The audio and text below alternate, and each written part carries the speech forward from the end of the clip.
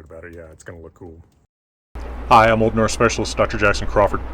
On my Patreon supported channel about topics in Norse language, myth, runes, etc., I'm often dealing with the most sought after questions in these topics, and I often deal with them in great length, sometimes in videos of an hour or more that reflect years of doctoral research and such, all condensed into fairly concise format. But these videos still contain so much information that when people are looking for an answer to a shorter question than broad questions like how was Old Norse written in runes with tons of examples, or what are the differences between the Old Norse language of the Viking Age and later written in the Younger Futhark runes and the earlier language we can call Proto-Norse written in the Elder Futhark runes. These are long, detailed videos with very information rich, but people often have much shorter questions than that. And so people don't necessarily know where the answers to those questions are, so I'm making some shorter videos to just make the answers to those questions more findable. So one of those questions is, or it's often not phrased as a question, but like so many things on the internet, phrased as an accusation. Why do you never teach us the rune symbols for numbers? But there are actually not rune symbols for numbers in the way that the Arabic numerals that we use today represent the concept 1, 2, 3, 4, 5, 6, 7, 8, 9, 10, regardless of what language you speak, right? So if I look at those Arabic numerals, as a native English speaker, the first thing that comes to mind is 1, 2, 3, etc. But a Spanish speaker looks at the same symbols and sees uno, dos, tres, and an Icelandic speaker looks at the same symbols and can read out of them Einn, Tveir, Thrír. Same thing with Roman numerals to the extent that those are still used today. Those are abstract symbols for the concept of a number, not for the word for a number in a particular language.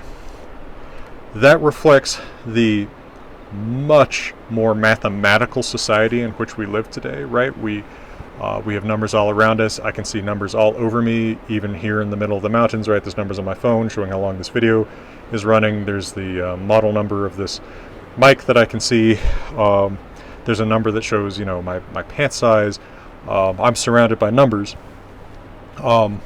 And all of those reflect some kind of mathematical reality that we deal with today, right? We want to be punctual. We don't want to be too early or too late, and we reflect that with numbers. We price things in particular dollars and cents.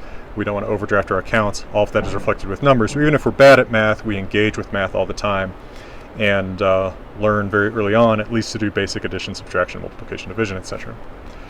But for the ancient and medieval residents of Scandinavia, there's no such daily engagement with math except pretty much counting, and so they never develop symbols for numbers to be used in mathematical formulae in the way that our Arabic numerals, or if you're a masochist, Roman numerals can be used. Instead, when numbers are written down in runic inscriptions, they're just written out as the word for the number, right? You can do this in English too, right? I can say, I have 3 daughters, and I can show that with, the Arabic numeral 3. I could show it with the Roman numeral 3, or I could write out THREE. But of course, that's language dependent. That's the English word, right? That wouldn't be the same word in Spanish. In Spanish, it would be tres. In Icelandic, because it's feminine accusative plural, it would be þrjár, etc. That is what we see in runic inscriptions, is the entire word is written out. So for example, the tuna stone, which is very archaic, in Elder Futhark, and I know people mostly want to see Elder Futhark, so I found 2 examples. There's probably not very many more than that, if there are any more than that. Notice the tuna stone, like many very old Elder Futhark inscriptions, written right to left, not left to right. We see thrios dotres, right, 3 daughters. That's where that exact example came to mind, because I can never come up with my own examples. And the word thrios, feminine accusative plural, this would be Icelandic thriar, English 3, is just written out in Proto-Norse as the word thrios, right? There's no special rune symbol for the numbers.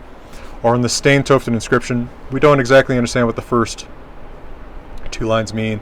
They seem potentially to have the number 9, niu, followed by two things in the dative plural, perhaps, niu habarums, niu hagastums. If again, we don't fully understand this, but if that first word in the 2 lines is new, then that's the number 9, and that was also Old Norse, new. So it's just written out as a word. Now, there's many more examples on Younger Futhark. which of course is in the Old Norse language we understand better, but people don't like these as much because they don't sound as mystical, even though there's way more Younger Futhark inscriptions. So for example, I guess to say this in Swedish, the Valkyrie inscription, we see Thrir gerðu bru thessi, 3 written out as a word, 3 men made this bridge. Our Hillerhue, Mer ein livði, 1 girl lived, ein 1 written out as a word, not with some kind of a symbol. And we see tons of numbers written out as words on the famous Rök inscription. If you haven't seen them, check out the interviews that I've done with Professor Henrik Williams, who has some new interpretations of the Rök inscription. Fascinating stuff on my channel. There we see, for example, Tver Val Ravar, 2 things seized as war loot. Tver, 2 written out as a word. Twelfth Sinum, 12 times. Twelfth, later Tolf, 12 written out as a word.